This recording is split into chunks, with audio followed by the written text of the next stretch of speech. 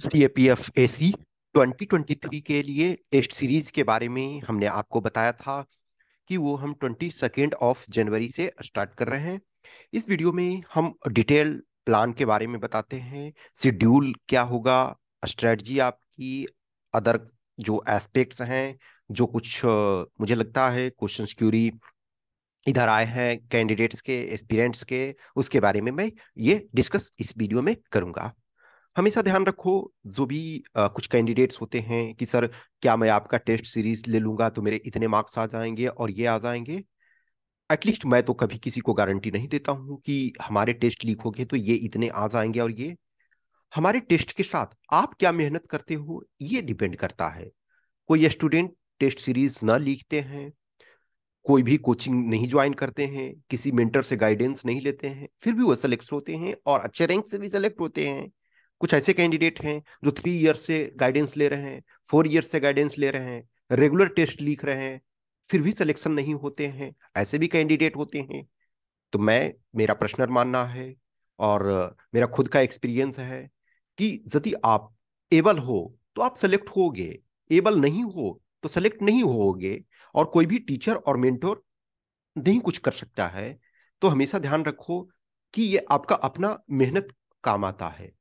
दूसरी बात यह है कि एक्चुअल में गाइडेंस की आपकी जरूरत ही क्यों होती है। जस्ट थोड़ी देर के लिए एक हाइपोथेटिकल सिचुएशन मान लो, 250 सीट्स आए और ऑल इंडिया में टोटल 250 कैंडिडेट्स ही फॉर्म भरे।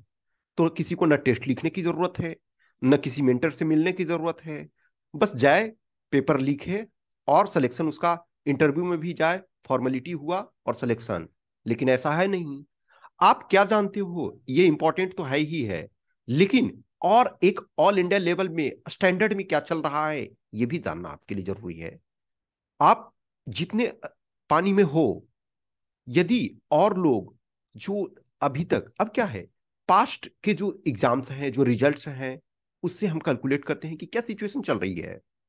वे बैक हम 10 ईयर्स बैक में जाएं तो क्या है, 280, 285, 290 कट ऑफ जा रहा था। लास्ट 2-3 ईयर्स में देखोगे, इनफैक्ट अभी 21 का तो अभी रिजल्ट नहीं आया, लेकिन जो 2020 और 2019 ये दोनों में देखो तो कट ऑफ जो है काफी हाई चला गया। तो अब 21 में और कट ऑफ ऑब्वियसली है 22 से ज्यादा, 20 से ज्यादा जाएगा।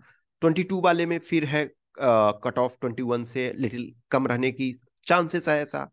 23 में क्या होगा, वी डोंट नो। लेकिन हमें तो ये ध्यान रखना है ना कि हमें अब टारगेट जो है 325, 330, डिपेंडिंग ऑन, आप यदि जनरल कैंडिडेट के हो तो 325, 330 का टारगेट। और यदि आप रिजर्व कैटेगरी में हो, रिजर्व कैटेगरी में इन द सेंस कि यदि आप शेड्यूल कास्ट, शेड्यूल ट्राइब्स से बिलोंग करते हो, या फिर आप एक सर्विसमैन हो तो आपको ज्यादा परेशान होने की जरूरत नहीं होती है, या फिर और उस ढंग से। लेकिन जनरल कैंडिडेट, ओबीसी में अब कोई अंतर नहीं रह गया। तो ऐसे में आपको 330 के आसपास का टारगेट, यदि हम माने कि एग्जाम जो है, question paper and all things remain same. अब रैंडम मान के चलो कि सीट्स बहुत बढ़ जाए, क्वेश्चन पेपर टफ कर दिया जाए, या क्वेश्चन पेपर बहुत आसान कर दिया जाए, तो चीजें चेंजेस होती है। लेकिन हम ये मानते हैं कि स्टेटस को मोर और लेस सेम रहने वाला हो। तो टेस्ट सीरीज से क्या होता है कि यदि आप 300 डिजर्व करते हो तो आप मेहनत करते हो साथ में तो 325 आ सकता है। और ये बहुत सारे कैंडिडेट्स होते हैं कि ठीक है थोड़ा सा सपोर्ट मुझे मिलेगा तो हम सिलेक्ट हो जाते हैं। कोई कैंडिडेट हैं, मैं जान रहा हूँ, आप भी जान रहे हो ऐसे, या आप खुद ऐसे होगे कि 2-3 टाइम से आप रिटर्न क्वालिफाई कर रहे हो लेकिन फाइनल सिलेक्शन नहीं बन पा रहा है। कभी हुआ कि वंस आप इंटरव्यू में पहुंच गए, इंटरव्यू राउंड तक, नेक्स्ट ईयर में आपका रिटर्न भी नहीं हो रहा, ऐसे भी कैंडिडेट्स हैं। तो आप अभी टाइम जब आपके पास सफिशियंट होता है तो आप साथ साथ करते रहो। बहुत सारे कैंडिडेट ऐसे होते हैं कि सर लास्ट मंथ में ना मैं 5 टेस्ट लिखूंगा, तो लास्ट मंथ में 5 टेस्ट लिख करके वही कर सकते हैं जो ऑलरेडी वेल प्रिपेयर्ड हैं। तो ठीक है। तो देखो, जो हम टेस्ट स्टार्ट कर रहे हैं ये इसके बारे में पहले ही आपको वेल बिफोर बता दिया गया था, और रेगुलर में बता रहा हूँ। 22 जनवरी 2023 से ये कर रहा हूँ। टोटल नंबर ऑफ टेस्ट मैंने पहले आपको 13 बोला था, तो फिर मैं जो भी 1-2 दिन में लास्ट मैंने ये शेड्यूल को पूरा मैच किया तो मुझे लगा चलो ठीक है 14 कर दिया जाए। तो 14 टेस्ट होंगे, तो 14 बोथ पेपर्स, यानी कि 14 पेपर 1 में और 14 पेपर 2 में। Medium as always both English and Hindi. English में भी क्वेश्चंस आपके रहते हैं और हिंदी में भी क्वेश्चंस रहते हैं। पेपर 1 में तो मीडियम का कोई डिफरेंस नहीं होता है, इस वजह से कि answer at the end of the day same है। उसमें आपको बबल फिल करने हैं कि वो आपको कलर करने हैं। तो उसमें आप हिंदी मीडियम से रहो या इंग्लिश मीडियम में, उसमें लिखने का तो होता नहीं है, आप जिसमें सोल्व करो। हाँ, ये चीज जरूर होता है कि जब हम दोनों सब्जेक्ट की नॉलेज होती है, कुछ टाइम क्या होता है ना कि कुछ ऐसे कॉम्प्लेक्स शब्द यदि कोई इंग्लिश मीडियम में सोल्व कर रहे हैं, तो हो सकता है कि इंग्लिश में कुछ कॉम्प्लेक्स शब्द हो जिसका आप मीनिंग नहीं जानते हो। यदि आप हिंदी जानते हो तो उसका कर सकते हो। कोई है प्योर हिंदी जानते हैं, और शायद वो हिंदी में कुछ शब्द कॉम्प्लेक्स आ गए, तो उसका इंग्लिश मीडियम का जो वर्ड है उसको देख करके आप ये कर सकते हो। तो दोनों में हम ये देते हैं। पेपर 2 में मेन मायने रखता है कि सिर्फ ऐसे ऐसा है जिसको आप हिंदी में लिख सकते हो यदि हिंदी मीडियम के हो। बाकी जो कंपोनेंट हैं, ये 120 मार्क्स वाले जो कंपोनेंट्स हैं, वो आप सिर्फ और सिर्फ इंग्लिश में लिख सकते हो। तो बेसिकली हम डिस्कशन यहाँ सिलेबस पे नहीं करने जा रहे हैं, क्योंकि सिलेबस वगैरह को मल्टीपल टाइम हम ऑलरेडी डिस्कस कर चुके हैं और वो देख चुके ही हो। पेपर 1 में जो आपके क्वेश्चंस पेपर होंगे, तो उसके बाद फिर आपको ये आंसर की प्रोवाइड किया जाएगा, और उसके बाद वीडियो सॉल्यूशन प्रोवाइड किया जाएगा। जो भी कैंडिडेट्स होंगे तो उनको एक्सेस मिलेगा उस वीडियो का। उसमें से जो 125 क्वेश्चंस आपके हैं, तो उसमें से आप देखोगे वो सॉल्यूशंस, आप उस चीज को, ओके। फिर जो आपका पेपर 2 है, तो उसमें ऑब्वियसली आपको जो फीडबैक मिलेगा और सैंपल सॉल्यूशन। लेकिन सैंपल सॉल्यूशन जो होगा वो इंग्लिश में होगा। ऑब्वियसली 120 मार्क्स ओनली आपके इंग्लिश में ही होते हैं। हाँ, कुछ जो एसेस होंगे, कुछ वो मैं सबको एज ए ओपन में भी प्रोवाइड कराता हूँ। कुछ हिंदी वाले सैंपल्स हैं वो भी आपको मिलेंगे, लेकिन ये जो मैं प्रोमिस करता हूँ मैं वो डिलीवर करूंगा। और जो मैं प्रोमिस नहीं, जो डिलीवर नहीं कर सकता हूँ उसको मैं प्रोमिस ही नहीं कर रहा हूँ। तो डिटेल फीडबैक आपको पेपर 2 का मिलेगा। और पर्सनल अटेंशन और टू एवरी स्टूडेंट। देखो, मैं हमेशा यही चीज पे ध्यान देता हूँ कि पर्सनल अटेंशन मिलना चाहिए। आज के डेट में हर जगह, मैंने ऑलरेडी आपको शुरू में ही बताया कि क्यों कंपटीशन बहुत ज्यादा है, सीट्स कम हैं, और स्टूडेंट्स कैंडिडेट्स बहुत ज्यादा हैं। इसी वजह से टीचर और मेंटोर की जरूरत है। अब कुछ ऐसे कैंडिडेट होंगे, कुछ ये जब मैं पैसे की बात बताऊंगा तो बोलेंगे सर ये सर इतने में कर दे रहे हैं या जो भी है। तो देखो, हर कोई एक टीचर 10,000 स्टूडेंट को कैटर नहीं कर सकता है। हाँ, अब क्लासरूम में या वीडियो बना दिया जाए तो वीडियो 1 मिलियन को देख सकते हैं। बहुत सारे आप देखते हो कि जो मेंटोर हैं, टीचर हैं या फिर मोटिवेशनल स्पीकर हैं, उनके videos 1 million, 2 million, 3 million, 5 million, 10 million, 20 million view हो रहे हैं। लेकिन क्या वो 1 मिलियन पीपल से 1 to 1 इंटरेक्शन कर सकते हैं? नो। That's the important. मैं जितने भी कैंडिडेट्स को, लिमिटेड जो कैंडिडेट्स को लेता हूँ, वो 1 to 1 एक तरह से पर्सनल अटेंशन में रखता हूँ। जो भी उनके क्वेश्चंस, क्यूरी, डाउट्स हैं उनको सोल्व करता हूँ। इनफैक्ट कुछ ऐसे स्टूडेंट्स हैं जो 5 इयर्स, 3 इयर्स, 4 इयर्स पहले से हमसे जुड़े हुए हैं, आज भी मैं उनसे कम्युनिकेट करता हूँ। अब हर वो कम्युनिकेशन के लिए ऐसा नहीं है ना कि मैं बोलता हूँ पैसे दो तब तुमसे बात करूंगा, नहीं। वंस आप जुड़ते हो, हमारे पास जुड़ते हो, तो उन चीजों से लिंक रहता है। अब जैसे कुछ ऐसे कैंडिडेट, मैं हमेशा बोलता हूँ कि जब आप किसी चीज का प्रिपरेशन करते हो तो ये सफलता की गारंटी कोई नहीं दे सकता है। और एटलीस्ट मैं तो नहीं देता हूँ किसी भी कैंडिडेट को कि, हाँ, जब कैंडिडेट को मैं लेवल देख लेता हूँ कि यस, ये कैंडिडेट में वो पोटेंशियल है, वो जज्बा है, वो मेहनत करने का, तो मैं ये बताता हूँ उसे कि देख डियर, या तू इसमें सेलेक्ट ना होगा तो कहीं ना कहीं तू सेलेक्ट जरूर होगा, इसी लेवल का मेहनत करते रहा तू। कुछ ऐसे कैंडिडेट होते हैं, बहुत सारे हुए, जो असिस्टेंट कमांडेंट में सेलेक्ट ना हुए लेकिन कहीं और सेलेक्ट हो गए। कुछ ने ये बोला अपने अपने स्टेट पीसीएस में, सर मेरे इतने रैंक आ गए, मैं यहाँ डीएसपी हो गया, या मैं मुझे सर ये मिल गया। तो ये मुझे खुशी होती है। 4 इयर्स बाद भी वो बताते सर मैं ये बोल रहा हूँ, मैंने वो डियर तुम्हारा ये नंबर मेरे पास सेव है, भले तू 4 इयर्स पहले से जुड़े हुए हो, लेकिन ये है नंबर और मैं जानता हूँ उसमें भूमिका बनाने की जरूरत नहीं है और अपना नाम एड्रेस की जरूरत मैं जान रहा हूँ। तो ऐसा ये सिचुएशन है कि मैं पर्सनल जो भी अटेंशन ये रखता हूँ। इस वजह से पर्सनल जब आप अटेंशन देते हो तो आप बहुत ज्यादा स्टूडेंट्स को कवर नहीं कर सकते हो, ये बात का मैं ध्यान रखता हूँ हमेशा। अब ये डिटेल आपके शेड्यूल है। ये 22 ऑफ जनवरी को फर्स्ट टेस्ट है। दोनों देखो, जो इनिशियल हम जो टेस्ट सीरीज प्रॉपर तरीका से 2018 से चला रहे हैं, 2017 से मैं गाइड कर रहा हूँ, लेकिन 2018 से टेस्ट चला रहा हूँ। तो 2018, 2019, 20, 21, 22, ये 5 ईयर सक्सेसफुल कंडक्ट करवा चुका हूँ, और ये 6th ईयर 23 के लिए 6th ईयर स्ट्रेट ये है। तो इसमें से जो भी मैं इनिशियल 3 ईयर्स में, 3-4 ईयर्स में जो क्या मैंने किया था कि one Sunday paper one paper two, लेकिन अभी ये कर रहा हूँ कि paper one paper two same day को। तो 22 जनवरी को फर्स्ट टेस्ट, फिर 5 फरवरी को सेकेंड टेस्ट, 19 फरवरी third test, 5 March fourth test, 19 March को आपका fifth test, 2 April six test. फिर देखो 2 अप्रैल के बाद आपको गैप लगेगा, इस वजह से कि जो 16 अप्रैल है, तो 16 अप्रैल को एक्चुअल में ये होना चाहा। 16 अप्रैल को एनडीए सीडीएस का है, तो सीडीएस एनडीए वाले तो आप कोई नहीं हो इसमें, लेकिन सीडीएस वाले जो हैं वो कैंडिडेट्स, मैं ऑलरेडी बोलता हूँ कि even if you are not going to be finally selected there, आपको अपियर होना चाहिए यूपीएससी का एग्जाम में।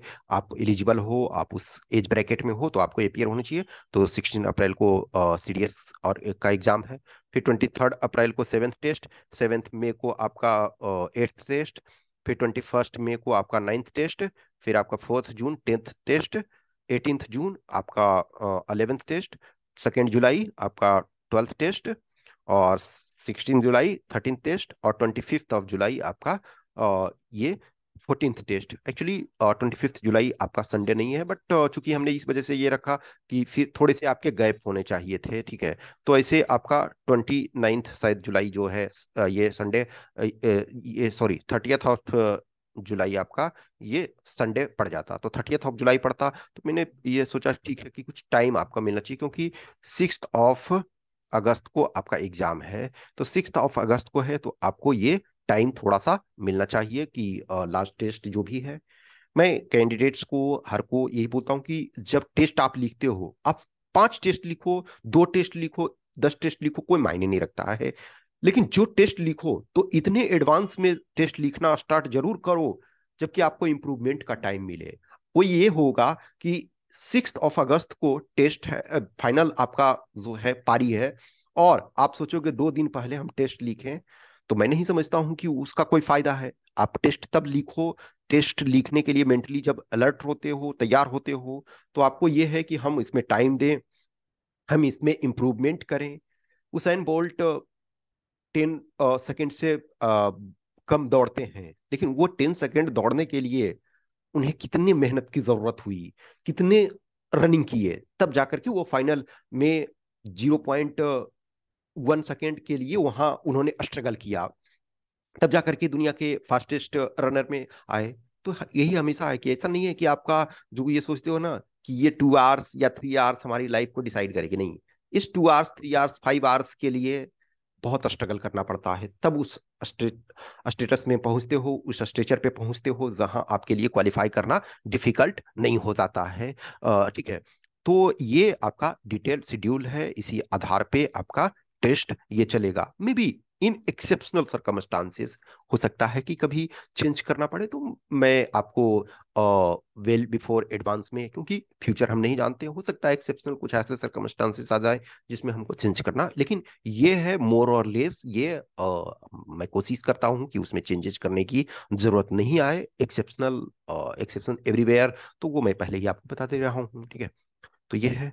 अब कॉस्टिंग, देखो लास्ट टाइम भी सेम प्राइस था, इस टाइम भी मैं कोई इंक्रीमेंट नहीं कर रहा हूँ कुछ भी है।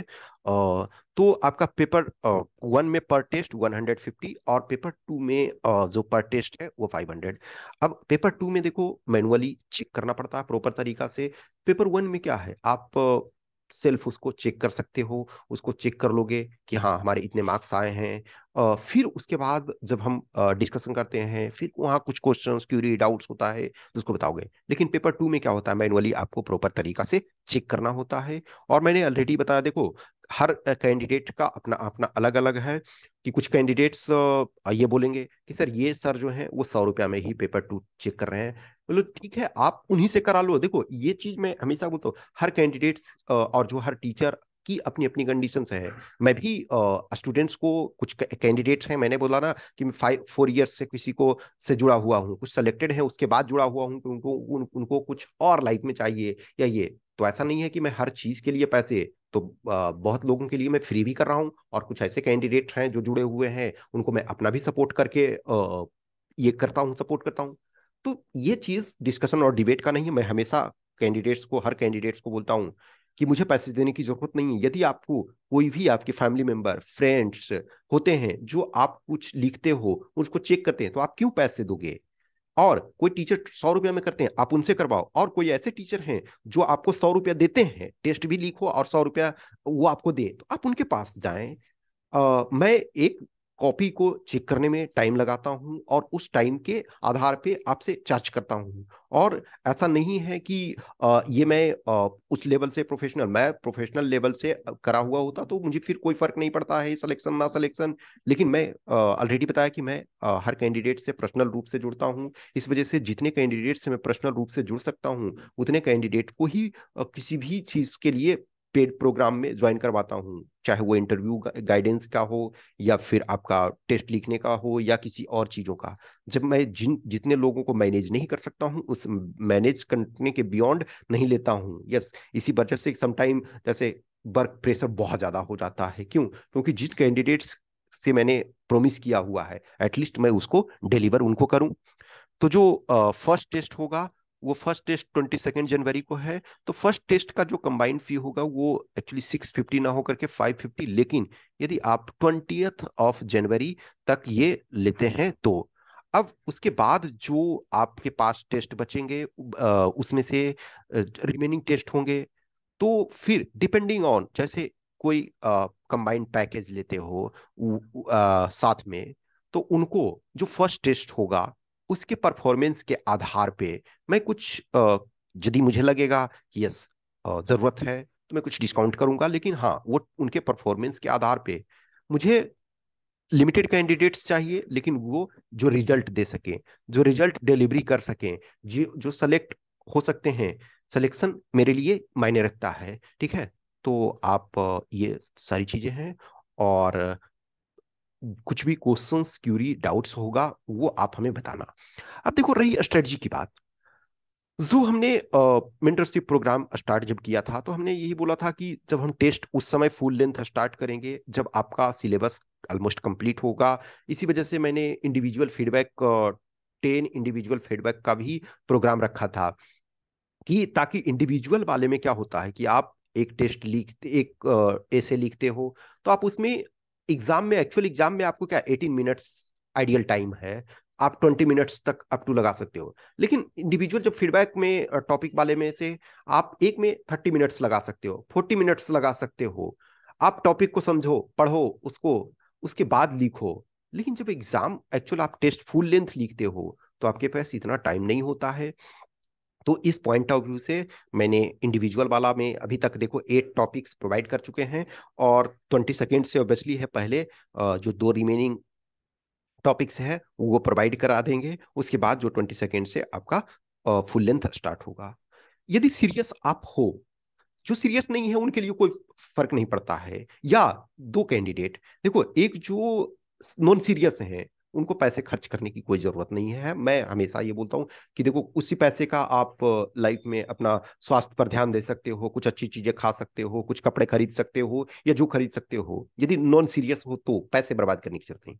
और सीरियस में भी दो टाइप के हैं। एक कैंडिडेट ऑलरेडी उस लेवल में है जिन्हें किसी की जरूरत नहीं है, टेस्ट लिखने की जरूरत नहीं है। वो ऑलरेडी सीएससी का मेंस लिखे हुए हैं, या अपने स्टेट पीसीएस का मेंस लिखे हुए, और उन्हें अपने आप पे भरोसा है कि हम इतने अच्छे स्कोर कर ले जाएंगे, तो उन्हें भी टेस्ट लिखने की जरूरत नहीं है। लेकिन टेस्ट लिखने की जरूरत, या जो वर्क करने की जरूरत, सबसे ज्यादा जो बीच वाले कैंडिडेट हैं, कि लिटिल पुश किए तो सेलेक्ट हो जाएंगे, थोड़ा कम पुश हुआ तो वो सेलेक्ट ना होंगे। तो उनके लिए सबसे ज्यादा जरूरी है, और बीच वाले। और हमेशा मानो, मैं अपना जो पर्सनल एक्सपीरियंसेस है उसके आधार पे मैं ये आपको कहता हूँ कि जितने भी कैंडिडेट फॉर्म भरते हैं, अब सपोज 3 लाख कैंडिडेट फॉर्म भर रहे हैं, तो 3 लाख कैंडिडेट फॉर्म भर रहे हैं, तो उसमें तो एक तरह से 1,10,000 और एग्जाम ही दे रहे हैं। वन सपोज सीएपीएफ में देखोगे तो 1 लाख, 1,10,000, 1,20,000 के आसपास एग्जाम ही देते हैं। तो सपोज हम थोड़ी देर के लिए मान ले कि 1 लाख लोग एग्जाम दे रहे हैं, इसको सिंप्लिसिटी समझने के लिए। बिलीव मी, यदि 1 लाख कैंडिडेट एग्जाम दे रहे हैं, तो रियल कंपटीशन जो आपका है वो 20,000 में है। इस 20,000 में आपका कंपटीशन है कि ये वो लोग हैं जो वर्क कर रहे हैं। इस 20,000 में कुछ ऐसे हैं जो ऑलरेडी सीएससी का मेंस लिखे हुए हैं, कुछ ऑलरेडी हैं जो अपने स्टेट पीसीएस का या मेंस लिखे हुए हैं, कुछ है इंटरव्यू दिए हुए हैं, और कुछ सीएससी का भी मेंस क्लियर करके इंटरव्यू भी दिए हुए हैं, लेकिन फाइनल सिलेक्शन ना हुआ। कुछ ऐसे हैं जो अकेडमिकली बहुत अच्छे हैं, पता चला 10th में 90% है, 95%, 98% है, 12th में उसी लेवल का इंजीनियरिंग किए हुए हैं या प्रोफेशनल कोई कोर्स है, डिग्री है, या सारी चीजें। तो इसमें ऐसा नहीं है कि जो 80,000 बचे उसमें से अकेडमिकली अच्छे नहीं है, उसमें से भी कुछ ऐसे हैं जिनके पास बहुत अच्छा है एकेडमिक रिकॉर्ड, लेकिन वो नॉन सीरियस में से है। तो आपका एक्चुअल जो कंपटीशन 20%, ये 1 लाख यदि है तो 20,000, अब उसी अनुसार यदि सपोज करो कि 1,50,000 है तो 30,000 मान लो। मेरा पर्सनल मानना है, जो मैंने अपने जीवन में जितने एग्जाम्स वगैरह दिए हैं, वो उस आधार पे मैं बताता हूँ कि ये इतने कैंडिडेट्स होते हैं, वो आपके सीरियस वाले होते हैं। किसी में आप सिलेक्शन न सिलेक्शन ये अलग बात होती है, लेकिन अब तक जितने भी मैंने एग्जाम दिया है, फ्यू एक्सेप्शन जिसमें मैं शायद एक या दो ऐसे इंस्टांसेस सिर्फ आए होंगे जहां मैं इस एक तरह से 20% में नहीं था। अदरवाइज सिलेक्शन होना ना होना वो दूसरी बात है, लेकिन जितने भी एग्जाम्स दिया हूं एटलीस्ट इस 20% में हमेशा था। एक्सेप्शन एक आध बार छोड़ करके जब मुझे कुछ उसके बारे में आइडिया ही नहीं था, ठीक है। अदरवाइज चाहे वो असिस्टेंट कमांडेंट का एग्जाम हो या सीएससी का हो, भले सिलेक्शन हमारा फाइनल ना हुआ हो, मेंस मैंने लिखा जो भी है, प्री क्वालिफाई किया जो भी, या फिर और एग्जाम्स चाहे वो नेट हो, जेआरएफ हो। ऑब्वियसली वो नेट जेआरएफ वगैरह में भी 99 पॉइंट समथिंग परसेंटाइल, यानी कि मैं 0 पॉइंट समथिंग परसेंट में ही था, टॉप 1% में, ठीक है। नेट भी और क्वालिफाई किया तो 1%, टॉप 1% में, ठीक है। तो जनरली क्या है, 99% लोगों से आप प्रॉपर हो, तो 99%, 98%, 97% लोगों से ये होते हो। तो आप यही 20,000 में 20% में जो कंपटीशन होता है, तो उसके लिए भीड़ को देख करके घबराने की जरूरत नहीं। बहुत बार देखो कुछ एग्जाम में होते हैं ना कि 10 लाख कैंडिडेट बैठे हुए हैं या 10 लाख कैंडिडेट ने फॉर्म भरे हुए हैं, मुझे क्या फर्क पड़ता है 10 लाख भरे हो या 20 लाख भरे हुए हो। सीरियस कैंडिडेट उसमें कितने हैं ये मायने रखता है। इसलिए कभी भी नंबर से, कुछ ऐसे कैंडिडेट होते हैं फॉर्म जैसे ही आया, सर इतने सीट्स आए हैं क्या मैं छोड़ दूं तैयारी, किसी भी एग्जाम को। अभी देखो कुछ एसएससी का जो 12th लेवल का था, शायद उसमें 36 लाख या जो भी 33 लाख कैंडिडेट फॉर्म भरे हुए थे। 33 लाख कैंडिडेट भरे हुए, उससे घबराने की जरूरत नहीं है। घबराने की जरूरत यह है कि उसमें सीरियस कितने हैं। तो सीरियसनेस ऑब्वियसली, बहुत सारे सीरियस कैंडिडेट, जहां 33 लाख है तो वहां 5 लाख तो सीरियस कैंडिडेट हैं, तो उस 5 लाख में आपका कंपटीशन है। हमेशा इस चीज को ध्यान रखो और आप अपने को पुश करो। प्रॉब्लम क्या होता है कि आप जब देखोगे, एज ए मैं टीचर की हैसियत से जब आप देखता हूँ आज, तो बहुत सारे कैंडिडेट्स जुड़े हुए हैं पर्सनल लेवल से, कुछ लोग पर्सनल लेवल से नहीं जुड़े हुए रहते हैं, लेकिन फिर भी मैं जो एक्टिविटी, जो सारी चीजें होती है उसको मैं ऑब्जर्व करता हूँ। प्रॉब्लम ये होते हैं, कुछ ऐसे लोग होते हैं कि कुछ इधर से लिए कुछ उधर से लिए, लेकिन उसको यूज प्रॉपर नहीं कर पाए। कुछ इधर से लेना कुछ उधर से लेना वो गलत नहीं है, लेकिन हम उसको यूज प्रॉपर कर पाए अपने काम के लिए। तो ये सर ये कह रहे थे, अरे तुम इनसे क्यों ये कर रहे हो, वो सर से पूछो, वो सर अच्छे जानते। डियर, वो सर और ये सर नहीं। यदि वो सर बहुत अच्छे होते, कोई भी सर यूनिवर्सल होते, तो फिर सब उन्हीं के पास चले गए होते और उनसे सिलेक्शन। यदि कोई दूसरे जगह भी जा रहा है और वहां से भी सेलेक्ट हो रहा, और कोई किसी भी सर के पास नहीं जा रहा फिर भी सिलेक्शन हो रहा है, इसका मतलब तो यह है ना कि सर कोई मायने नहीं रखते हैं, न मैं न कोई और। यदि लेकिन कोई आपको कितना टाइम दे रहा है, कोई आपको पर्सनल अटेंशन कितना दे रहा है, इन चीजों पे ध्यान रखो। और जितने अधिक मैं कभी भी ये नहीं कहता हूं कि आप मेरे टेस्ट ज्वाइन करो, मैं हमेशा बोलता हूं कि जो आपको अच्छा लगता है उसको ज्वाइन करो। कोई आपके फैमिली मेंबर, फ्रेंड्स, ये सीनियर जूनियर हैं जो आपको फ्री में टेस्ट आपको चेक कर सकते हैं, रेगुलर आपको टास्क दे सकते हैं, आप उनसे करो। लेकिन किसी से सपोर्ट लो। और यदि आप ऑलरेडी उस लेवल के हो तो आपको किसी से सपोर्ट लेने की जरूरत नहीं है। लेकिन यदि सपोर्ट लेते हो, टेस्ट लिखते हो, तो अर्ली लीक हो, जितना पहले लिखते हो उतना आपके लिए फायदा है। टेस्ट लिखने से पहले जो भी है बेसिक्स आपका जो है वो क्लियर होना चाहिए। बेसिक्स का मतलब है कि 100% नहीं, एनसीईआरटी वगैरह जो के बेसिक्स जो कंसेप्ट है वो एटलीस्ट क्लियर होने चाहिए। 10th स्टैंडर्ड के सारी चीज क्लियर होने चाहिए। Previous year paper at least 5 years के आपके प्रॉपर देखे हुए होने चाहिए। उससे आपको आइडिया भी मिलता है। और यूपीएससी किस ढंग से क्वेश्चंस को सेट करती है, किस ढंग से ऑप्शन देती है, ये मायने रखता है।